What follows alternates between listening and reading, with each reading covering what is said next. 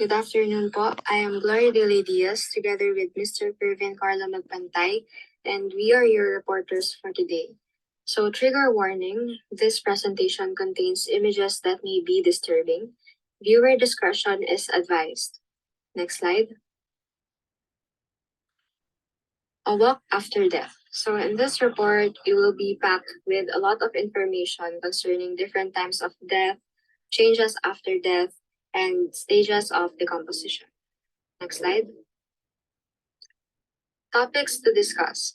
This presentation aims to provide necessary information relating to what happens to a body after death. Just like what I have mentioned earlier, we will be discussing the time of death, post-mortem changes, and the stages of decomposition. Next slide. Let us first know more about time of death. Time of death refers to the specific moment when a person's life ceases, often indicated by the complete and irreversible cessation of vital functions such as heartbeat, respiration, and brain activity. Next slide. It is both an art and a science and requires that the medical examiner use several techniques and observations to make his estimate. As a general rule, the sooner after death the body is examined, the more accurate this estimate will be. So, ang isang tao, kapag namatay yan, magkakaroon ng changes sa body niya. For example, yung pagputla ng balat, pagtigas ng buong katawan, and so on. But if medical examiners will examine the body as soon as possible, mas magiging accurate yung estimation ng time of death niya dahil konti pa lang yung changes na nangyayari sa katawan ng namatay. Time of death seems to be a simple and straightforward term that obviously means the exact time that the victim drew his last breath. But we actually have 3 different times of death. Next slide. First is the physiological time of death, which is the point at which the deceased's body, including vital organs, cease to function. Ito yung time of death kung saan lahat ng organs ng isang tao ay nag-stop na sa pag-function. Hindi na tumitibok yung heart, hindi na nagpa-function ang lungs, and so on. Next is the estimated time of death, a best guess based on available information. Could be a time frame, last known alive or seen, and when found. Ito naman yung time of death wherein ina-estimate ng mga examiner kung anong time of death base sa mga nakuha nilang information. Last is the legal time of death. This is the time at which the body was discovered or physically pronounced dead by another individual. So, kung yung estimated time of death ay pag-estimate pa lang, ito namang legal time of death ay yung mismong pag-pronounce ng time of death ng isang tao, and this is actually the time recorded on a death certificate. Next slide. We will now proceed to the discussion of ancient ways to determine the time of death. Ancient people did not have the access to advanced forensic techniques and scientific methods used today to estimate the time of death. Here are some ways in which ancient people estimated the time of death. Next slide.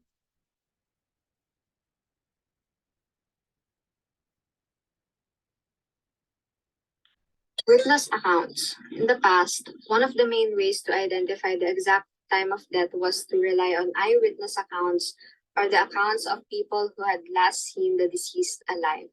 So dahil wala pang na-establish na forensic technique on how to estimate or determine the time of death during the ancient times, ang ginagawa nila ay nagre-rely sila sa mga testimonies ng mga taong huling nakakita dun sa namatay or dun sa mga taong huling nakasama nung namatay.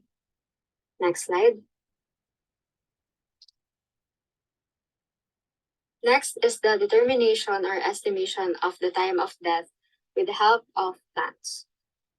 Ancient people used their knowledge to determine how long a body had been lying by examining the plant life that had grown around it.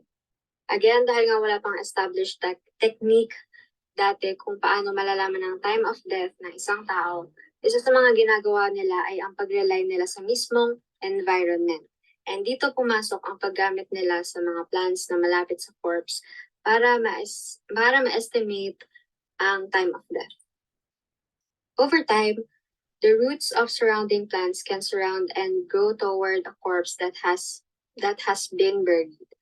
When a body decomposes, it releases a variety of chemicals and substances into the soil, which may be traced back to the size and growth of the root systems in and around the body. The development of nearby plants may be impacted by these pollutants. Ancient people could estimate the time since death by observing changes in plant health, growth, or nutrient content. The accuracy of time of death estimates involving plants can vary depending on the specific circumstances and environmental conditions surrounding the case.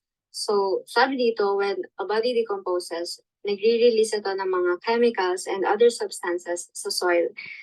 And during the ancient period, ginagamit nila ang mga plants na nagsasurround sa corpse. Tinitingnan nila kung okay ba yung health, yung growth, and yung nutrient contents ng mga plants. At yung indicator nila dito ay yung mismong chemicals na nirelease ng body during the decomposition stage. However, yung accuracy ng time of death dito ay hindi masyado reliable since madaming pwedeng mangyari sa environment na pwedeng makaapekto sa plants. For example, bumagyo. Tapos yung mga plants na ina-examine nila ay na-wash out or nasira. Next slide. Next method is through religious or cultural practice. Some cultures may have set periods for the rites and practices related to dying and burial. Some ancient tribes, for instance, thought that omens or signals could predict when someone would pass away. These signs might include odd occurrences in nature, dreams, or visions that were perceived to predict a tragedy. Based on these omens, people may make funeral or burial plans. Sa method naman na ito, nag-rely sila sa mga practices nila like rituals, beliefs nila, and so on. Example nito ay yung practices nila when it comes to astrology. Ang ginagawa nila ay ino-observe nila yung celestial phenomena tapos kino-connect nila sa activities ng mga tao at kasama na dun kung saang bagay sila dapat mag-ingat para maiwasan yung death, paano, saan, at kung kailan sila. Next slide. We will now proceed to the discussion of current determination methods to estimate the time of death. Next slide. First is through algor mortis. As early as 1839, English physician John Davy undertook the study of corpse heat loss in London, and as early as 1962, T.K. Marshall and F.E. Hoare attempted to standardize this analysis when they established a computerized mathematical formula known as the standard cooling curve. Many others have attempted to devise similar schemes, but none of these have proven to be more accurate than the current formula of heat loss of 1.5 degrees Fahrenheit per hour. So, algor mortis, ito yung paglamig ng katawan after death. At ito ay ginagamit, actually, para ma-estimate ang time of death. So, as soon as a person dies, the body temperature begins to drop because circulation ceases. And each hour, nababawasan ng 1.5 degrees Fahrenheit ang body temperature ng isang patay. To take a corpse's temperature, investigators insert a thermometer into the liver. Next slide. So, ang normal body temperature natin ay 37 degrees Celsius or 98.6 degrees Fahrenheit. The first 12 hours na patay ang isang tao, 0.78 degrees Celsius ang body temperature niya, which is equal to 1.4 degrees Fahrenheit. After the first 12 hours, the body temperature will continue to drop to 0.39 degrees Celsius or 0.7 degrees Fahrenheit. Next slide.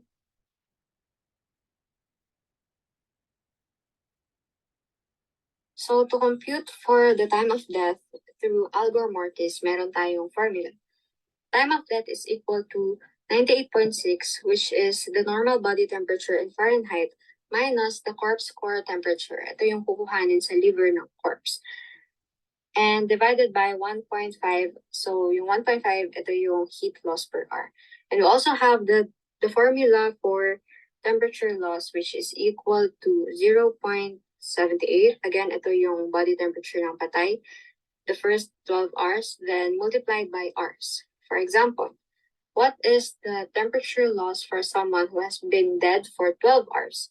So ang magiging solution natin dyan ay 0.78 times 12, and we will get 9.36 degrees Celsius as temperature. Next slide. The sooner after death the body is found, the more accurately time of death can be assessed by this method. And keep in mind that an algor mortis approximately lasts up to 2 days only and will pass after it reaches the ambient temperature. Next slide. Next method is through rigor mortis. Rigor mortis naman ay ang pagtigas or pagiging stiff ng katawan after death. So if the body is warm and flaccid or malambot pa, ito ay patay na for less than 3 hours. Pag naman warm and stiff ang dead body, patay na siya for 3 to 8 hours. Kapag malamig at stiff na yung body, dead na siya for 8 to 36 hours. At kung malamig tapos naging soft na ulit, ito naman ay patay na for more than 36 hours. Next slide. Next is the determination of the time of death through livor mortis. Livor mortis, ito yung discoloration sa parts ng body after death. So, ang method na ginagamit ng mga examiners or experts ay ang blanching. This occurs when you press your finger on your skin and you see a white spot for a few seconds. Investigators will press their finger in an area of pooled blood to see if the area is fixed or not to further determine the time of death. So if the area turns pale and then becomes colored again, that means the blood has not fully congealed yet and the person may have passed within the last 12 hours. But if the area remains the same darker color, it suggests that the person may have been dead for longer than 12 hours. This process is generally done at the crime scene. Livor mortis does not have very precise measurement of the time of death after 12 hours, so it is also less helpful on bodies found days or weeks after death. Next slide. Next is the determination of time of death with the use of stomach and intestinal contents. It takes 4 to 6 hours for stomach to empty its contents into the small intestine and another 12 hours for the food to leave the small intestine. Next slide.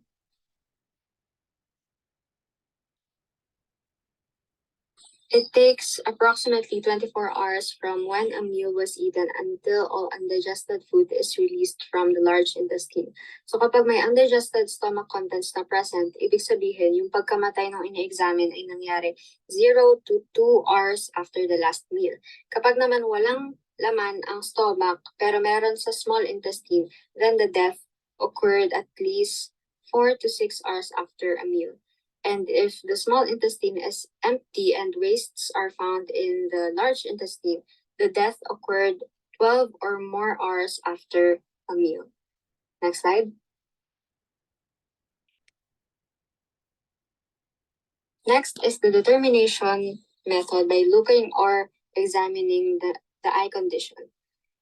Investigators at the crime scene can look at the eyes to make an approximate time of death based on the cloudiness seen.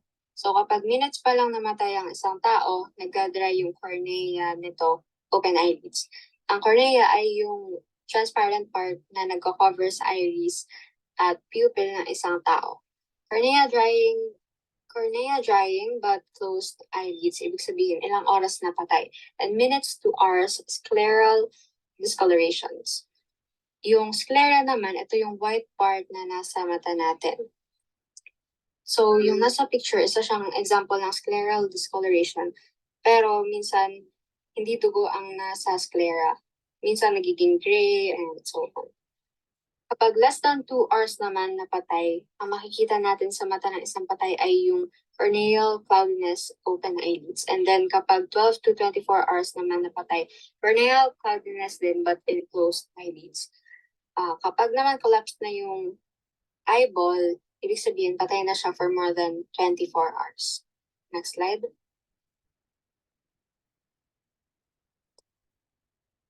The next and last method to determine the time of death is examining the insect activity, or simply forensic entomology. Forensic entomology usually involves the identification of insects and other arthropods associated with human remains as an aid to determining the time and place of death. Within minutes of death, certain insects arrive to lay their eggs on a warm body attracted by the smell of the first stages of decomposition. The eggs will then hatch and feed on the tissue. Blowflies yung isa sa mga common na insects na nakikita sa decomposed body. Blowflies are one of the first insects to arrive at a dead body. They are very useful in determining the time of death. They exhibit different stages as they develop from eggs, larva, pupa, and adult. So in this method, it is important to note the change in size, color, mobility, presence or absence of a crop, and a number of spiracle slits. If a corpse contains blowfly eggs, then the approximate time of death would be 24 hours or less. At kapag third stage larvae naman ang present sa corpse, ibig sabihin 4 to 5 days na itong patay. At kapag pupae naman ang present sa corpse, 18 to 24 days na itong patay. Next slide.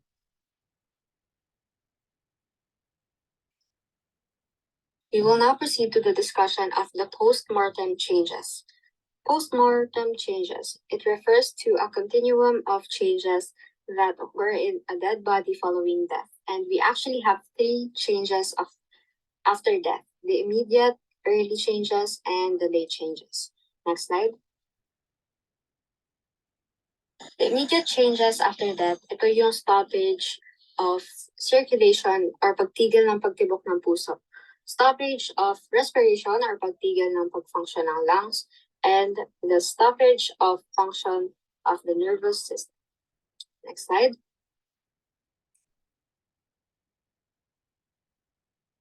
Next, we have the early changes after death, and this includes pallor mortis, changes in the eye, algor mortis, rigor mortis, and liver mortis.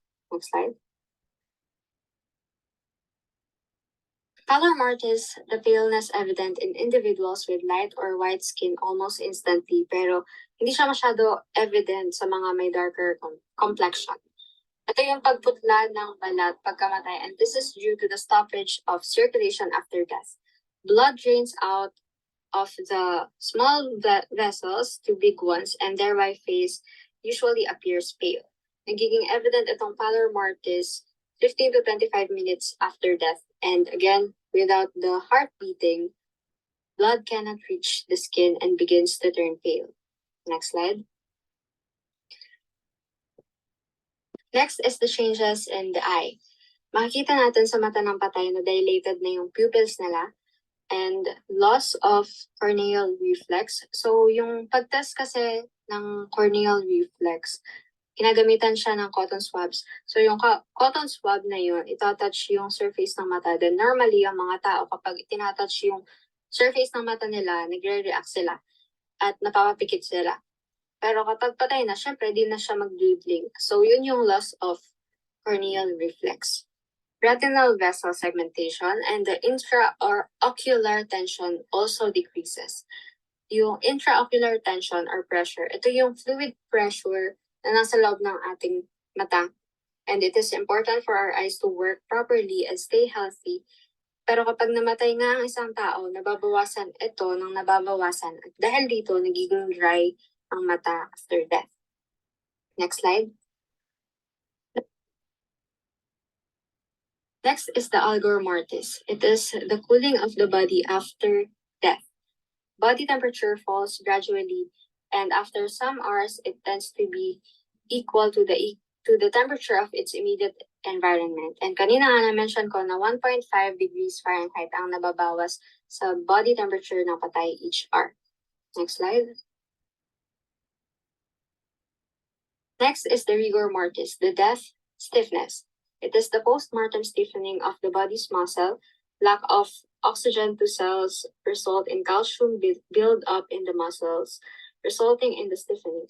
First, muscles affected will be the eyelids, neck, and jaws of the victim, and spreads throughout the whole body down to the chest, abdomen, and legs until it finally reaches the toes. So nagiging evident ang rigor mortis 2 to 6 hours after death and peaks 12 hours after death, and it can only last for 24 to 84 hours. And after na to, lumalambot na ulit yung corpse. Next slide. Last is the liver mortis. This is the discoloration of dependent parts of the body after death. This is due to the gravitational pooling of blood in the veins and capillary beds of the dependent parts of the body following cessation of the circulation. In other words, the gravity pulls the blood downward, causing the upward-facing parts of the body to grow pale and the downward-facing parts to darken from red to purple. It begins immediately after the circulation stops, and 20 to 30 minutes after that, nagkakaroon ng dull red patches which will soon deepen in intensity and coalesce over the succeeding hours, and it becomes fixed at about 12 hours. In addition to this, liver mortis can also tell if the body has been moved since the time of death. For example, if the police finds a man lying face down, but the experts find signs of liver mortis on his backside, they can conclude that it is possible that he died on his back and na-flipped over lang for more than 12 hours after death. So next slide. That is all for the time of death, immediate and early changes after death, and allow my group mate to continue the discussion about the late changes of death. Thank you. Good afternoon, everyone. Now that we understood the different changes happening in the body immediately and early after death, let us now move on to the late changes. This encompasses putrefaction, adipocere formation, and mummification. These three are some of the notable post-mortem changes happening to a body long after death, and let us understand first putrefaction. So, putrefaction is the post-mortem destruction of the soft tissues of the body by the action of bacteria and enzymes. As stated, external microorganisms enter the body through the alimentary canal, respiratory tract, and open wounds.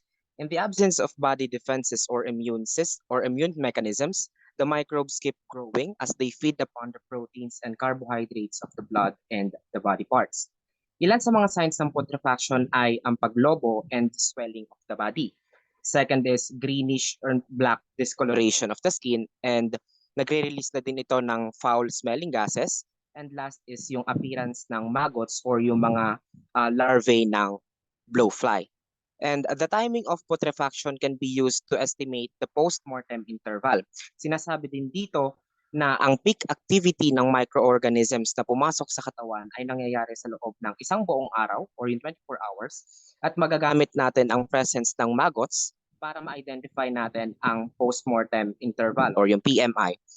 Ito naman yung, when we say post-mortem interval, ito naman yung elapsed time magmula nung namatay ang subject or yung ating victim. Let's say for example, yung natagpuang bangkay ay namatay kaninang alas 10 ng umaga at natagpuan siya after 3 days. So these post-mortem changes na makikita natin ang makakatulong para makuha natin yung post-mortem intervals.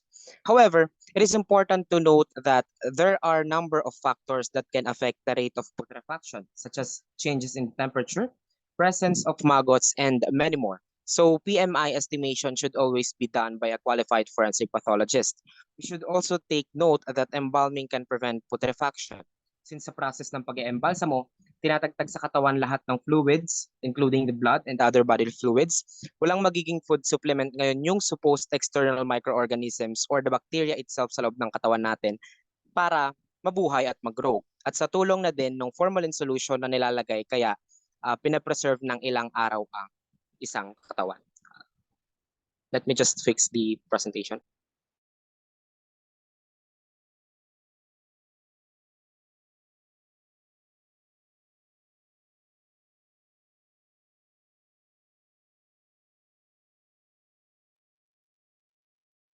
After putrefaction, we have the adipocere formation. So let me explain first ano ang saponification. So saponification is the process in which a body undergoes chemical changes that transforms body fat into a substance called adipocere. So adipocere is a waxy substance that is formed from the saponification of fatty tissues. It is also known as grave wax or the corp wax. Adipocere formation is a modification of putrefaction that occurs under certain conditions. Ang mga conditions na ito ay first, presence of fatty tissues. Para makabuo or ma-form ang isang adipocere, kailangan nito ng fatty tissues such as those na nakikita sa abdomen, buttocks, and breasts. Pangalawa, kailangan nito ay hindi moist and anaerobic conditions. This means that there needs to be a lack of oxygen and the presence of water para makapag-create tayo ng adipocere. And lastly is the cool temperature. Unlike the normal process of decomposition na mas bumibilis kapag mainit, adipocere formation is slow in hot or warm temperatures. Mas mabilis itong mabuo kung ito ay nasa cool temperature.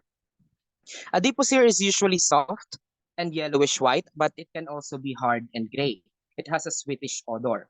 Adipocere can be used to estimate the postmortem interval as well, but it is not as accurate as other methods such as insect activity. Lastly, changes in the postmortem is mummification, which is a modification of the putrefaction process that is characterized by the desiccation or dehydration of the cadaver tissues. This means that the body dries out, natutuyo yung katawan, preventing the bacteria that cause putrefaction from growing. Mummification can occur naturally, or it can be artificially produced or induced. Natural mummification can occur in dry, arid environments such as the desert. The body is exposed to the sun and wind, which dry it out. While artificial mummification, on the other hand, is a process that is used to preserve bodies for religious or cultural reasons. It involves removing the moisture from the body and treating it with chemicals. Ilan naman sa mga signs na nasa mummification stage na ang isang cadaver is first, the skin becomes brown, hard, and brittle. If you can see the background, medyo malabo lang siya. But makikita natin na yung katawan or yung cadaver mukha siyang balot ng plastic. But it is actually the skin na nag-turn na siya into hard and brittle texture. And next is the body shrinks in size, followed by the facial features and injuries are preserved. And lastly, the internal organs also get dried and shriveled up. Same as putrefaction, mummification can be a valuable tool for forensic pathologists in estimating the postmortem interval. The rate of mummification can vary depending on a number of factors such as temperature, humidity, and presence of insects. However, in general, mummification takes longer than putrefaction. And now that we are equipped with knowledge about different postmortem changes happening to a body, let us now give highlight to the stages of decomposition. Dito natin mas maiintindihan kung ilang oras o araw o buwan o taon na nga ba tuluyang naagnas ang isang katawan. Right after death ba ay maglalabas agad ng foul odor ang bangkay or hindi? So in stages of decomposition, we have 5. Namely, fresh stage or also known as autolysis or autolysis, bloat stage or the putrefaction, active decay or liquefaction, advanced decay or the desiccation, and last is the skeletonization or the dry or mummification stage. In these stages, there will be distinct characteristics na nangyayari sa katawan kung kaya naibibigay ng mga professional forensic pathologists ang estimated time of death, and we are about to understand those characteristics. In the first stage of decomposition, or also known as the autolysis, it is the process of self-digestion that occurs in cells after death. This is caused by the release of enzymes from the cell's own lysosomes. Mahalaga din na malaman natin na ang autolysis ay maaari ring mangyari kahit buhay pa ang isang tao. Hindi lang siya nangyayari sa cadaver. So some cases includes those who have sepsis and gangrene, which can also damage cells and tissues leading to autolysis. So likewise, hypoxia is a condition in which the body does not get enough oxygen kung kaya namamatay or nadadamage din yung cells and tissues leading to autolysis. So mapapansin natin na naka-indicate dito na sa stage na ito ay nagkakaroon ng breakdown o pagkasira ng cells dahil sa kakulangan ng oxygen and nutrients. Pero paano naman kung upon autopsy, nakita na yung cells ng cadavers ay intact or nasa katawan pa din? So in that instance, we can consider poisoning as a possible reason kung bakit namatay ang victim. In what way? If a person dies from a poisoning, the toxins in their body can prevent the cells from breaking down, which is yung pag-breakdown ng cell, yun yung nagiging main characteristic ng autolysis. This is because the toxins can damage the cell's lysosomes, preventing them from releasing the enzymes kung saan ito yung enzymes na ito ang dahilan kung bakit nagbe-breakdown ang cells. As a result, the cells may remain intact even after death. For example, paggamit ng cyanide can make a body look like undergoing autolysis but is actually not. In the fresh stage, magsisimulang mag-breakdown ang cells sa organs kung saan sila ay metabolically active. Kung kaya ang liver at kidney ay isa sa mga unang nabubulok sa katawan dahil sila ay metabolically active, then tsaka siya ngayon kakalat sa iba't ibang organs and parts ng katawan. As stated, signs ng cadaver na nasa fresh stage pa lang ay una, pale skin. The skin becomes pale due to the loss of blood circulation. Second is cool body temperature. The body cools to the ambient temperature as the heat is lost from the body. Next is open eyes, wherein the eyes may remain open due to the loss of muscle tone. And lastly is wala pa siyang amoy or no odor. There is no odor at this stage as the bacteria that cause putrefaction have not yet had time to develop. Next we have is the bloat stage, or also known as putrefaction, which is the second stage of decomposition. It begins 3 to 5 days after death and lasts for about 7 to 10 days. During this stage, bacteria in the body begin to multiply and produce gases, which cause the body to bloat. The skin may also turn green or blue due to the breakdown of blood cells. The body may release a foul odor. So the body's organs may also begin to decompose. Yung bloat stage ay nangyayari dahil sa growth ng bacteria o pagdami ng bacteria sa katawan, wherein itong mga bakteryang ito ay sadyang present na sa ating lahat, pero dahil sa death, mas nagiging rapid or mas nagiging mabilis ang pagdami nila. Itong mga bakterya na ito, yung mga dumaming bakterya ang nagiging dahilan kung bakit nagsisimulang mag-breakdown ang organs ng isang patay. Habang bine-breakdown or sinisira ng mga bakteryang ito yung mga organs, nagre-release sila ngayon ng mga gas kung saan ito ang nagiging rason kung bakit lumolobo or nagbo-bloat ang isang bangkay. At itong mga gas na ito ang nagbibigay ng masangsang na amoy ng isang bangkay. Magbibigay din sa stage na ito ng green or blue color ng skin. Bakit? Kasi isa sa mga sinisira ng bacteria is blood cells. Given na ang ating blood ay mayroong hemoglobin, kung saan hemoglobin ay siya nagbibigay ng red pigment sa dugo, pero once nasirain ng bacteria itong hemoglobin, magiging green or blue na ang maibibigay nitong pigment kung kaya ito yung nag-a-appear sa katawan ng isang bangkay na nasa bloat stage. Next in line is the active decay stage, also known as liquefaction. So the active decay stage is the third stage of decomposition. It begins 10 to 15 days after death and lasts for about 2 to 3 weeks. During this stage, the body continues to bloat and the skin may begin to slough off. The internal organs also liquefy and the body fluids leak out. The body may become infested with insects such as flies and maggots. The odor is very strong.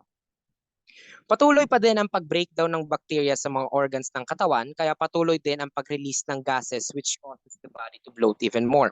At once na hindi na kinaya ng skin Ang paglobo, magra-rapture na ito kung saan magbibigay ito ng mas mabahong amoy dahil sa nare-release na ang mga naipon na gases. Dahil din sa continuous breakdown ng bacteria sa organs, nagli-liquefy ito at nag-i-start na mag-leak once na yung skin tissues ay na-breakdown na din ng bacteria. Once na mag-leak yung mga fluids na naipon sa loob, magkukos ito ngayon para maglapitan or maka-attract ng iba't ibang insects, especially blowflies, wherein dun sila maglelay ng eggs, mag-hatch to become maggots who will aid in speeding up the decomposition process.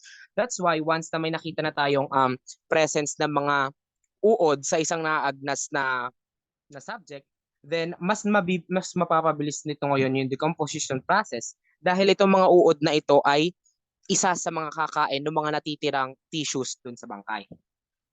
The active decay stage is the most visually disturbing stage of decomposition. Why? Because the body may be unrecognizable and the odor can be overwhelming.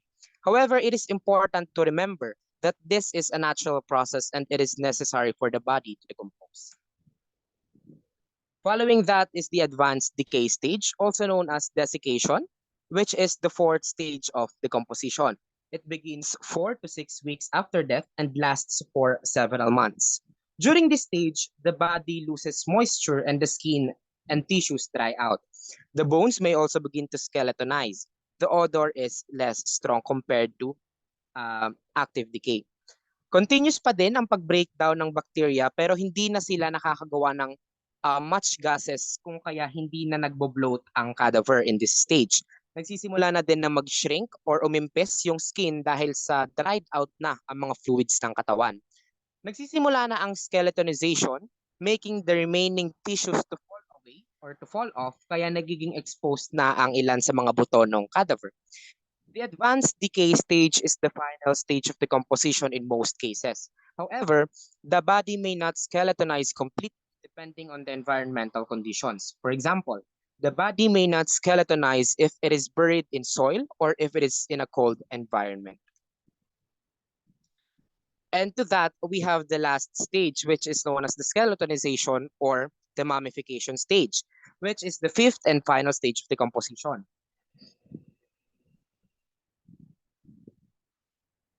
It can take several years to complete. During this stage, the body is completely skeletonized. There is no odor at all. But still, cost pa din ng continuous breakdown ng tissues ng mga bacteria kaya unti-unti pa ding nababawasan yung mga natirang tissues. Nauubos na ang natirang tissues kung kaya magiging fully exposed na ang mga bones ng cadaver. And due to the exposure to sun and weather, nagbi-bleach yung bone, meaning yung UV rays ng suns ay nagbe-break down the organic matter in bones, causing them to become bleached. The weather can also contribute to this process as wind and rain can remove the soft tissues that help to protect the bones from sun rays. The bones may become lighter in color, such as white, or appear as gray.